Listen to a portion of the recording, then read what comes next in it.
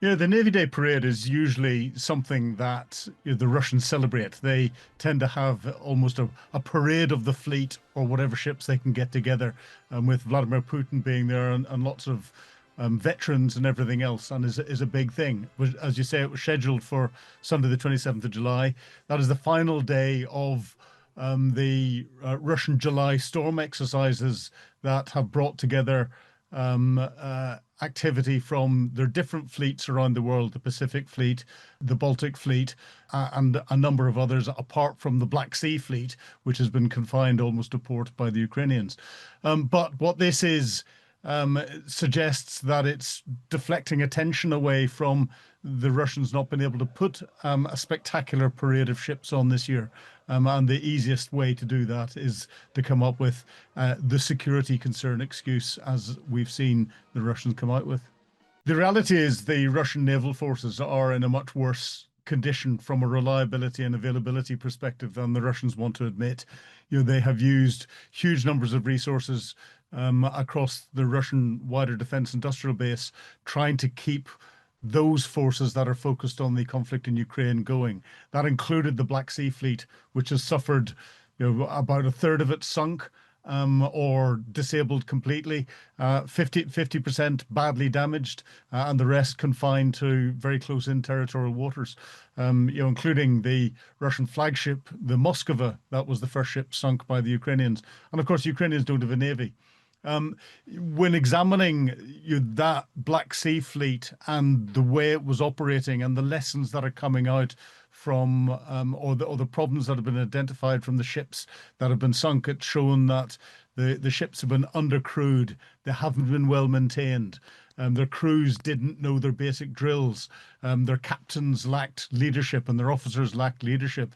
Now that's the fleet that was engaged in conflict. You can imagine if that was therefore the best of the best, the other fleets are in an even worse condition. And it wouldn't surprise me if these exercises have taken a huge toll on the reliability of the ships. They're having to almost lick their wounds to get them back into port again, to try and carry out some form of maintenance to see if they can actually get them out. And this is reflected in a number of other issues that we've seen with the Russian Navy, with the debacle around their only aircraft carrier, the Admiral Kuznetsov, and it catching fire, being taken into dry dock for repair. In dry dock, it catches fire again, and the Russians are going to scrap it. And there's talk of the Russians scrapping some of their nuclear-powered cruisers as well. So the Russian naval forces are not in as strong a position as Vladimir Putin would like to suggest they are. And it's probable that he doesn't want to show this publicly. Russia hasn't quite been confined to a green water navy. And for those that are watching, a green water navy is a navy that's focused primarily on your territorial waters. It can't pick up a big lump of military capability and take it elsewhere to do something with it. Russia still has a blue water capability in that those exercises can go out into oceans away from Russian territorial waters and carry out live firing exercises and other things. They don't do it very well. And they would not be able to do it if they were under operational conditions. The other thing the Russians have got is a strategic nuclear deterrent in that they can deploy at sea, and their nuclear attack submarines as well. They've got quite a big fleet of those.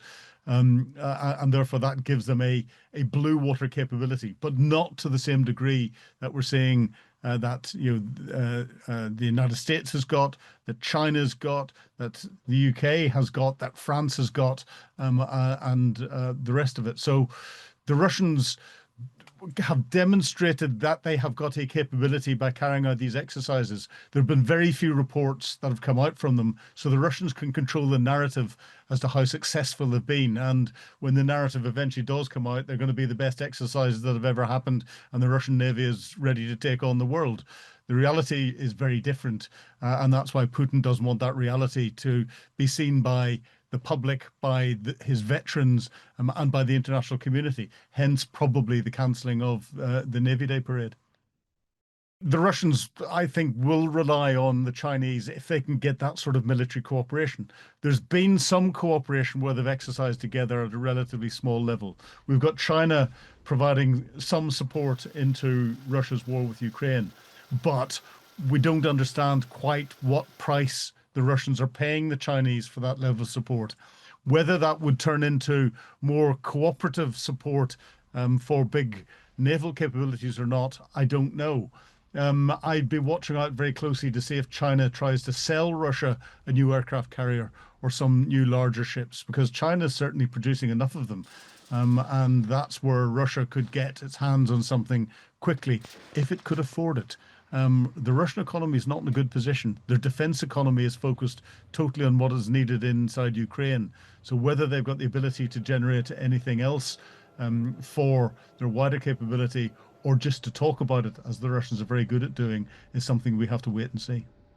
The Navy is probably the most expensive part of any military capability that's out there, especially given, the submarine, the nuclear deterrent, and trying to build large capital ships and ideally aircraft carriers with aircraft that can fly off them, and the training that's needed. The Russians, Putin came in a big program to try and regenerate his navy and get it out of port. It had been stuck in port and been slowly rotting away for many, many years. And Putin put a lot of effort into getting it to capability to start to be able to go out and exercise again. He prided himself on that. But then he's gone off and started a war with Ukraine, and that will have taken any of the money away that could have been used to continue to improve the fleet, to get it out through out of ports and doing stuff. He's now doing stuff that he can demonstrate that he can control the narrative of, rather than actually develop real military capability. And it's a good training exercise for his basic troops or basic sailors. They need a lot of very basic training. They're not very good. And they're not going to get much better given the constraints that there are in Russian military financing.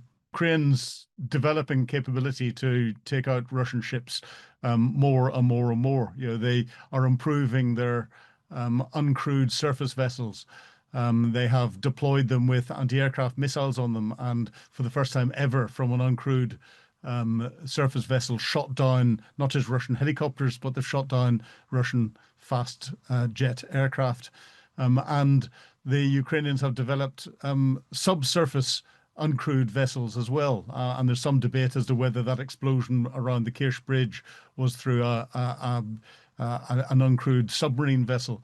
But I have no doubt that the Ukrainians have got an increasing capability, and this is being helped by developments from the West as well, to further dominate the Black Sea.